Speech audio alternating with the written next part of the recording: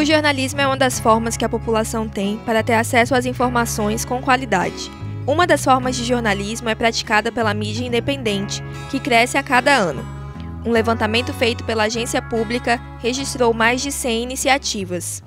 Como um movimento de contracultura, então, e aí com outros formatos, outras linguagens, né, assim, jornais impressos, fanzines, entre outras possibilidades, né, elas sempre existiram, né, essas mídias que não são comerciais, elas sempre estiveram como, né, disponível como mercado, como uma forma de contracultura, mas são jornalismos diferentes, né, se a gente compara com as propostas de mídias comerciais, né, e esse é um dos primeiros pontos, né, que a gente pode colocar na balança para observar a diferença, né, entre dois jornalismos nesse sentido. E que não se colocam como opostos, mas complementares. Eu acho que o ponto mais importante para observar, né, entre jornalismos independentes, que são formatos, são variados também, e os jornalismos, vamos chamar no plural aqui, comerciais, tem uma questão relacionada ao ativismo mesmo, né? Tem uma dimensão política, mas que também aparece, né, nas mídias comerciais, que é o direcionamento político, ideológico, né? Isso é comum nesses dois ambientes, mas nas mídias independentes aparece como causa, como militância, né? Justamente porque há várias frentes de atuação possível, né? Várias segmentações. A professora Michele Tavares reforça a importância da comunicação cidadã, inclusive no incentivo à participação democrática. A comunicação cidadã que vem sendo desenvolvida, né, a partir de atividades de mídias independentes, né, mídias jornalísticas ou coletivos de comunicação, essas ações elas são importantes porque elas fortalecem primeiro a participação popular e elas acessibilizam também informações, né, de interesse público direcionadas à população, sobretudo que estão em territórios que muitas vezes estão à margem do centro, né? São comunidades periféricas, pessoas que habitam esses territórios que muitas vezes não têm acesso a informações, serviços, né, entre outras ações. A partir dessas segmentações, o projeto Periféricos surge como uma mídia independente por meio do incômodo da jornalista Tatiane Macena em ver como a mídia tradicional retratava o seu bairro, o Santa Maria. O Periféricos ele foi o meu projeto de TCC, o meu trabalho de conclusão de curso. E aí eu queria trazer algo da minha comunidade, algo do bairro Santa Maria, que é o meu lugar de pertencimento, onde eu nasci, fui criada e vivo até hoje. E aí, inicialmente, eu tinha a ideia de analisar um programa de televisão, porque eu não me sentia representada, até hoje eu não me sinto, na verdade, pela maneira pejorativa em que o bairro Santa Maria sempre aparecia como violento, como lugar de assalto, que não tem cultura, que é o lugar para se fazer caridade. E aí eu não me sentia representada por esse programa. E aí eu ia analisar com a perspectiva dos direitos humanos e a ética jornalística. Ao decorrer da minha caminhada, conversando com a minha orientadora, a gente mudou para o Periféricos, porque assim, eu já tinha um site de perfis jornalísticos, que era o Seja Você Protagonista, que hoje está englobado no Periféricos, como protagonistas, que são os perfis. E aí a gente, conversando, decidiu que ia fazer uma coisa que não só analisasse a perspectiva da comunicação, mas também que fizesse alguma diferença. O Periféricos busca trazer protagonismo aos moradores do bairro Santa Maria e aborda pautas que geralmente não seriam pautadas na mídia tradicional. Eu acredito muito que a imprensa não dá voz às pessoas, mas a imprensa amplia vozes, porque as pessoas estão por aí há muito tempo gritando, querendo ser ouvidas, mas como não são ouvidas, é como se elas estivessem silenciadas.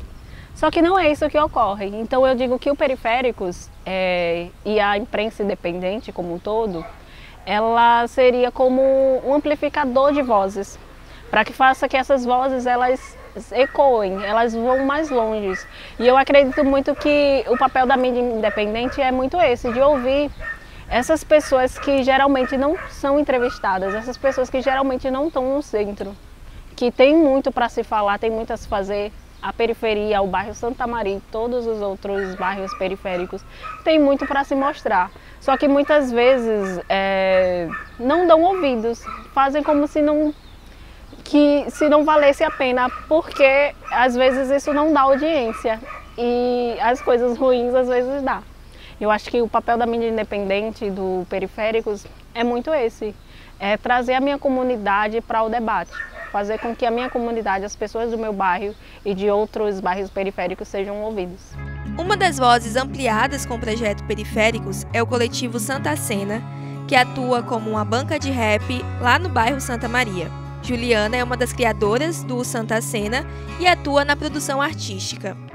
O Santa Cena basicamente foi criado para fomentar e dar suporte a artistas negros periféricos, principalmente do bairro Santa Maria, mas com uma potência assim de escalas maiores, acabou atingindo outros bairros periféricos de Aracaju. E hoje nós temos integrantes que não são só de Santa Maria. O Periféricos ele foi um fio condutor, né, para outras coisas. Tipo, hoje a gente está aqui por conta de um contato que a gente tem com Periféricos. A gente já deu outras entrevistas, mas o nosso modo de entrevista normalmente era feito com Luan e Gabriel. Eles sempre davam entrevista e faz parte do coletivo, ok, mas a gente está ocupando esse espaço agora de retomada, de eu e Camila, enquanto mulheres negras, da diretoria do coletivo, aparecer e se fazer entendida, falar sobre os nossos processos, né, que apesar de estarmos no mesmo núcleo, são processos diferentes, assim. Além de Juliana, Camila também atua no projeto como produtora executiva e explica a importância do Periféricos para dar visibilidade ao projeto. O Santa Cena entra como uma grande representação de um sonho de várias pessoas que se juntam para agir diante da necessidade além do bairro, dos artistas também, né? Assim, é de extrema importância que tenham mulheres negras, periféricas, diretamente do bairro envolvidas nessa criação. E é uma honra fazer parte, poder exercer meu trabalho, poder ser reconhecida, ouvida e conseguir colocar em prática tudo que eu aprendi durante vários anos. Além da sensação de sentir o nosso projeto ganhando força, ter outros coletivos, outros projetos que influenciem e ajam diretamente nessas situações é um prazer imenso. É você sentir que você está dentro da sua atmosfera, da sua realidade, assim, sabe? Participar do Periféricos foi uma das nossas primeiras, assim, aparições, né? Falou enquanto a mim e Juliana, as mulheres da diretoria do Santa Cena. E em questão de visibilidade, em questão de mulheres em ação, trabalhando, é uma referência e um acontecimento muito grande assim, diante da sociedade, né? Santa Cena é o meu bonde, eu fui no beat, Luan na visão. Se tem sua família tão longe, seja de sangue ou de coração. Gigi poetisa, minha rainha me ensinou tudo de melhor que sei. Pode chamar de deusa da rima, esse título eu que conquistei. Passo sempre à frente, pensamento sempre avançado. Percebi que a energia não mente, quando fui apunhalado por quem tava do lado. Mas o inimigo continua sendo eles. Outra pessoa que integra o Periféricos é a estudante de jornalismo Maria Rafaela. Atualmente, ela faz parte da equipe de redes sociais. Desde o início, era um sonho, sabe? Porque enquanto dentro da universidade, a gente sente muita falta desses coletivos e iniciativas independentes. E o Periféricos ele entra justamente nessa perspectiva de ausência, como Tati falou muito bem. Então, eu conheci o Periféricos através de Tati, uma pessoa que eu já conhecia. E quando ela deu início nesse processo, né, do TCC dela, a gente sempre esteve ali pelas beiradas, acompanhando assim o processo, estivemos no TCC e acompanhando toda essa organização inicial Com o passar do tempo, Tati conversou comigo, me chamou para integrar, até porque a gente tem ideias muito parecidas referente ao jornalismo independente, contra-hegemônico. E aí eu comecei a fazer parte. É literalmente a minha vivência. Eu acho que não faz muito sentido a gente procurar fazer parte de um local onde não nos representa, sabe? Enquanto eu estou dentro da universidade, eu tenho essa possibilidade de fazer tentativas, sabe? A partir do momento que a gente vai para o mercado de trabalho, que a gente se forma para o mercado de trabalho, a gente vai para o que tem. E agora eu posso fazer essas tentativas. E o Periféricos, por ele surgir dentro dessa perspectiva de ausência de uma coisa que eu também senti falta dentro da minha realidade, onde eu vivia e onde eu vivo hoje atualmente também, é uma iniciativa tipo, extremamente importante. Não existiria motivos para eu não fazer parte, muito pelo contrário. O Periféricos é tão marcante na vida dela que ela pensa em levar isso para a sua cidade, no interior da Bahia. Eu sou do interior da Bahia, como eu falei, de Inhambupe, uma cidade que tem cerca de 70, 80 mil habitantes. A gente sabe que esse conceito de periferia, ele muda, essa questão de territorialidade, ele muda de local para local. Inhambupe ele é quase considerado um deserto de notícias, então não tem nem mídia hegemônica, nem independente. O problema lá é ainda maior. Então, óbvio que a gente sente falta disso. Eu também, nesse local, dentro do Periféricos, obviamente pretendo levar isso para a minha cidade, com o amadurecer da ideia, obviamente, mas lá se sente isso diariamente. Continuo visitando meus familiares e isso é uma realidade de todos os habitantes. Além do Periféricos, existem outras iniciativas de mídia independente em Sergipe. Uma delas é o podcast Por Trás da Mídia, criada pelo jornalista Marco Vieira. O podcast Por Trás da Mídia, ele surgiu em 2020, está fazendo 4 anos esse mês, inclusive, dia 1º de julho fez 4 anos, já são 91 programas de lá para cá.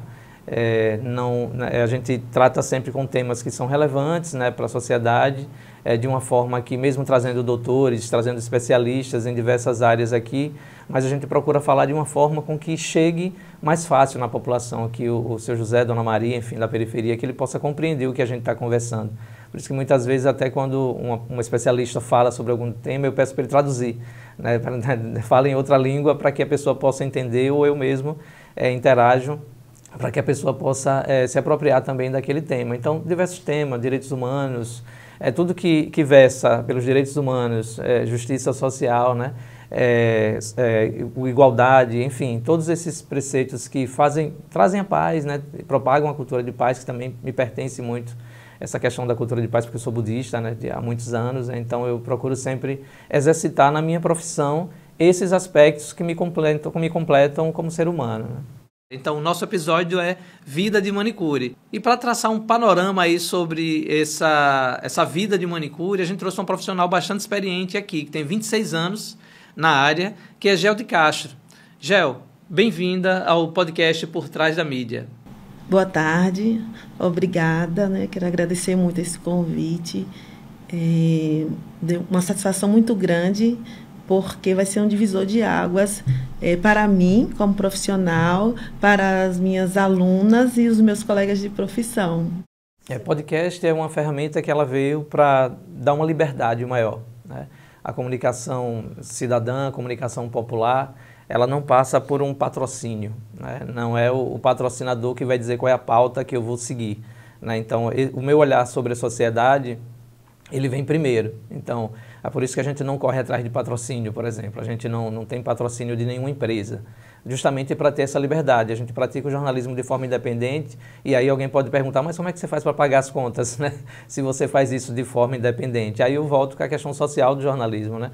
Então a gente conta com o apoio de pessoas que ouvem o podcast, que fazem as suas contribuições mensais, através de campanha de financiamento coletivo que a gente divulga. Não são muitas pessoas, são pouquíssimas pessoas, né? Mas eu não vivo do podcast, né? O podcast é, como eu falei, para levar isso para a sociedade, né? Então a gente começa a direcionar as pautas de acordo com a nossa percepção social mesmo, né? Então tivemos um período agora de pandemia, de muita fake news que ainda rola, né? De reduzir um pouco, mas o processo de construção da pós-verdade, né, que é a verdade construída através de um viés que não é verdadeiro, mas a partir do momento que de tanto se repetir, se torna verdade para aquele seu José e Dona Maria que eu citei no início lá, né? Porque eles estão recebendo aquilo pelo WhatsApp, por outras redes, por mídias digitais, que eles acabam comprando aquilo como verdade.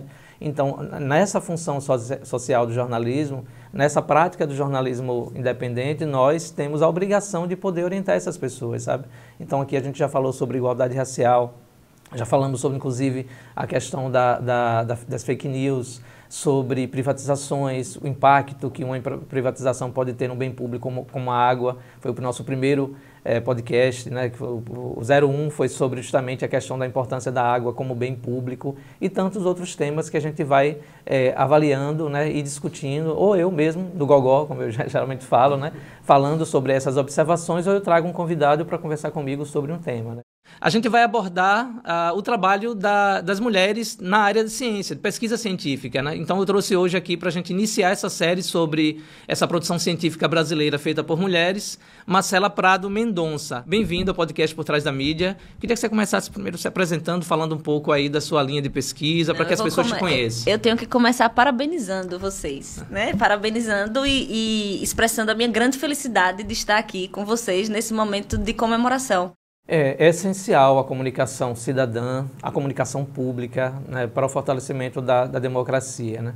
Não tem como eu citei há pouco, a questão da pós-verdade, da produção de fake news, feito de forma industrial, né? Não é uma pessoa só que tem a ideia de criar uma fake, há um sistema por trás disso que se beneficia com isso. E isso enfraquece a democracia. Então, a partir do momento que você tem uma mídia independente, né, e que aí dialoga diretamente com as pessoas, e aí alguém pode perguntar, mas o povão ouve Spotify, como é que as pessoas têm acesso? Só que a comunicação cidadã, ela não passa só pela mídia digital, por isso aqui, por essa estrutura de podcast, né? Ela passa também pelo diálogo, né? Ela passa por você indo na comunidade, você dialogando com as pessoas, você pegar um ônibus como pesquisa de campo, sabe? Você pegar um ônibus de uma periferia, de um lugar a outro e ouvir o que as pessoas estão falando dentro do ônibus, ouvir um pescador ribeirinho do impacto que uma determinada produção está acontecendo lá no dia a dia dele, né? Isso é a gente saindo também do estúdio, a gente saindo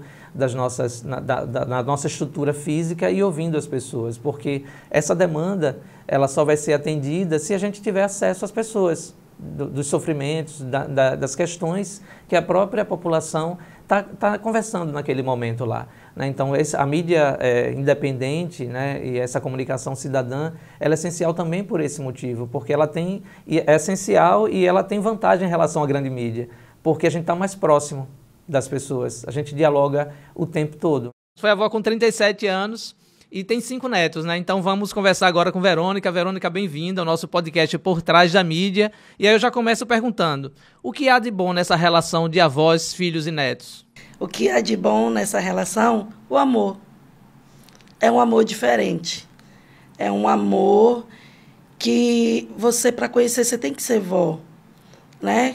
Você tá uma pessoa mais madura, uma pessoa com outra visão da vida, uma pessoa com mais consciência, com mais estabilidade, até assim, emocional. Então, assim, é um amor diferente. Apesar da mídia independente ser importante, ela passa por vários problemas.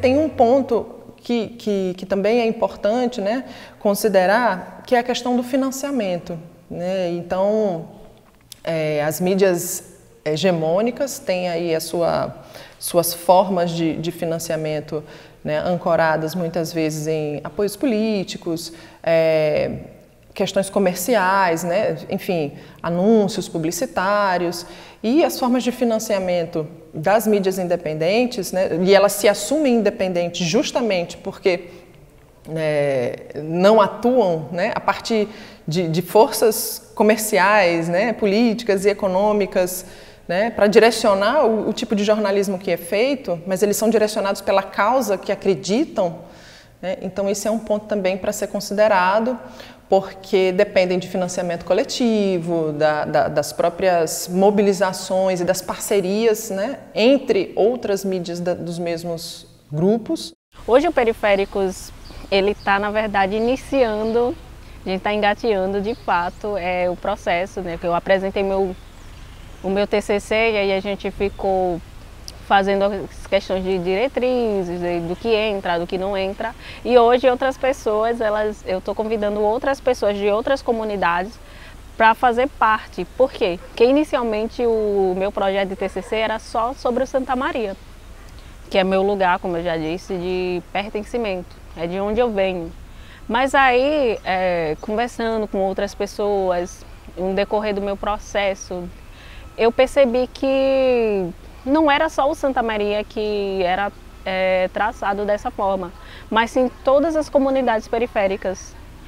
E aí eu convido outros comunicadores para que não só o Santa Maria esteja no centro, obviamente que todo o conteúdo que eu fizer, o Santa Maria vai estar muito presente, porque eu sempre prefiro trazer alguma coisa daqui, porque o Periféricos é um jornalismo, eu sempre falo, de dentro para dentro e de dentro para fora. Por que de dentro para dentro? Porque é uma pessoa da comunidade, eu, Tatiane Macena, enquanto moradora do bairro Santa Maria e comunicadora, falando da comunidade e de dentro para fora, porque é a comunidade, eu, Tatiane Macena, mas também os integrantes, como eu disse,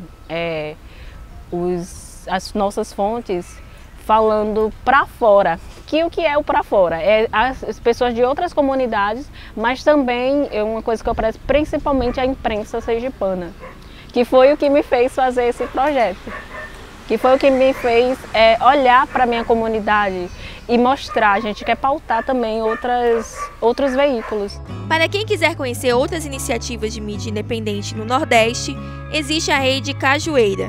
Essa é uma iniciativa feita por mulheres jornalistas e nordestinas que buscam fortalecer o jornalismo independente na região.